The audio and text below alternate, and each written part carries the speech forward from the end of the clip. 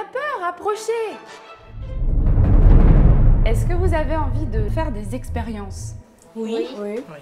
Alors, on y va.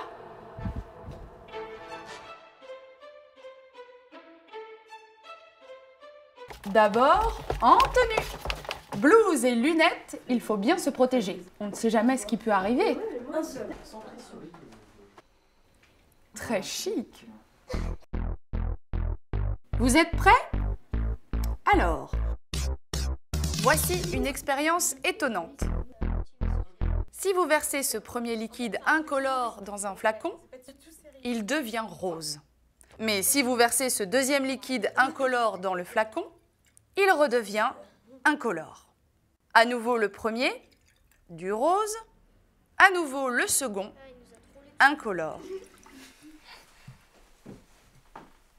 Et même sans rien verser. Étonnant, n'est-ce pas? Mais que s'est-il passé?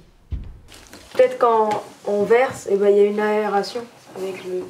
Du coup, une oxydation. Aération, oxygénation. Mais du coup, en fait, ici, pourquoi on voit pas directement la couleur si c'est par oxydation, du coup, en fait? Moi, je pense... peut-être que ça a plus aéré. Enfin, quand il a versé, il a versé plus haut. Non, ça vient sûrement des deux différents produits qu'on a mis dans l'Erlenmeyer Meilleur.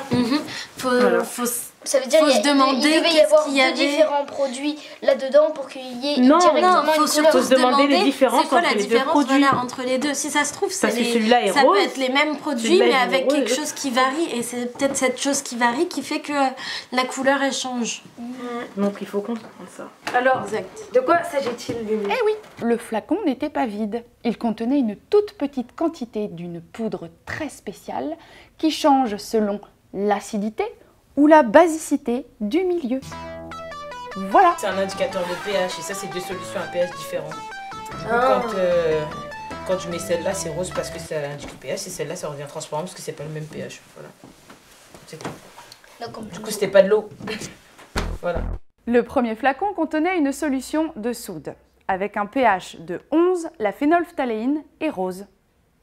Le second flacon contenait une solution d'acide chlorhydrique. Avec un pH de 3, la phénolphtaléine est incolore. Rien de magique dans tout cela, c'est scientifique. C'est ça, la chimie. Dans la nature, on trouve de nombreux indicateurs colorés acido-basiques. Par exemple, les anthocyanes qu'on trouve dans les hortensias.